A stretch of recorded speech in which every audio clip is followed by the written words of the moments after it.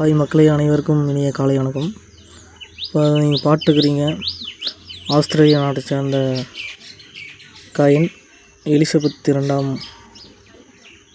ராணியோடது. அது நினைவாக ஆஸ்திரேலிய நாடு அச்சடித்த நாணயம் இது. எவ்வளோ பெரிய காயின்ஸ் பாருங்கள்.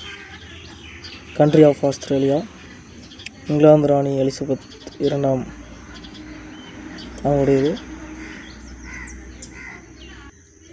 இது முன்னாடி பார்த்திங்கன்னா ஆஸ்திரேலியா நாட்டை சேர்ந்த தேசிய விலங்கு கங்காரு படம், அப்புறம் மயில் படம் 50 போட்டிருக்காங்க. மதிப்பு